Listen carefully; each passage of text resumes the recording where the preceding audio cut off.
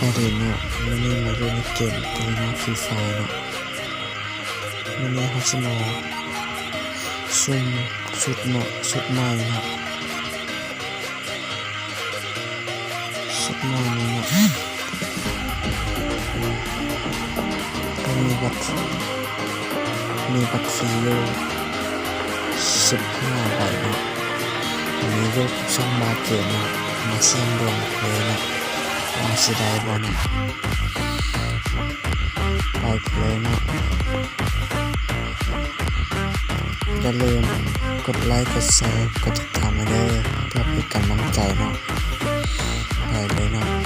พินเท่าใบเนาะโอเค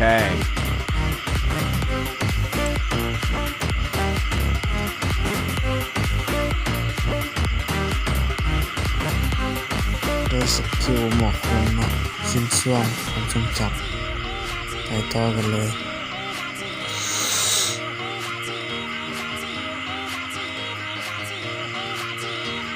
โอ้เราจะเกลือเอามาให้ยังเกลือนี่บ่ได้ผลิตเกลือได้ไม่ไปกันต่อเลย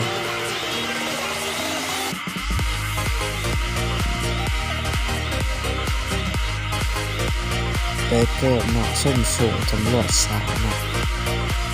ไปกันต่ออีกเลยเนาะ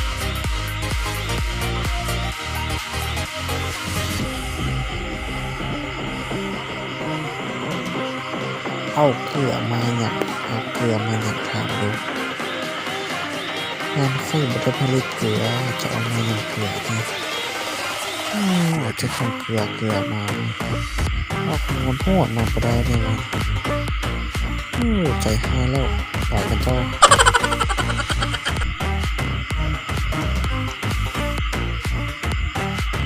เด้มาอีกรอบเกลือนี่มาอีกแล้ว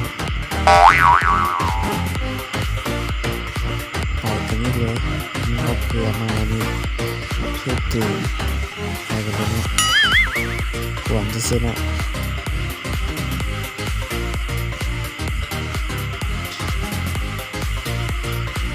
อีกแล้วเนาะ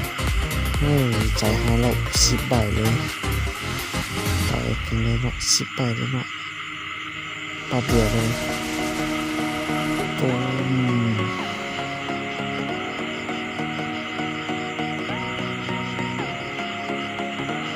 เกลือ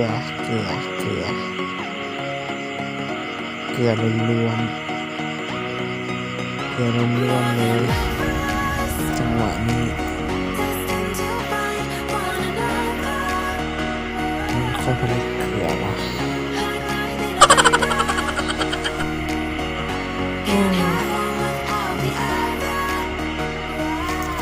เกลือล้วนๆเลยเนาะ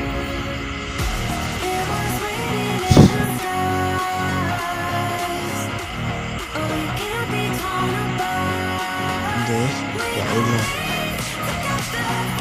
ถ้าขายเฮียนมาปิ้นก็สิเป็นเกลืออยู่ก็ส่วนบัตรปิ้นคือทางกระเบิดนะครับจัดของเลยนะใช้เป็นลูกเป็นตัวเกลือเป็นตัวชุดเกลือกล้องเกลือมาเบิ่งดวงสกินเปลี่ยนกันทุกบ้านดูสิได้วันทาวาดีก็ได้ผลิตเกลือเด้ออยากเกลือไหนเด้อไหนไปเลยเปิดเทอร์นิ่งโอ้15 วันดีแล้วเนาะบ่เป็นเกลือ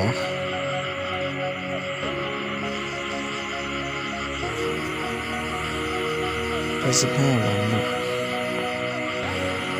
ไปกันต่อเลยเนาะเราไปทาวา14 ชั่วโมงนะไม่15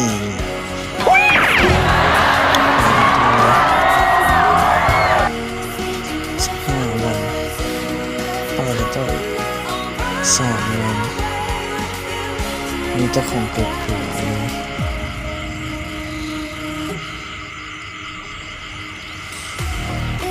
ยังบนเรือกับเกือบไปเป็นโตเลยนะเขาสิบเป็นปืนปืนสิบบาทนะเบิ่งดูเป็นจังไดเบิ่งดูเบิ่งดูเกลือเงินมาปืนก็คือสิได้เกลืออยู่ที่ตรง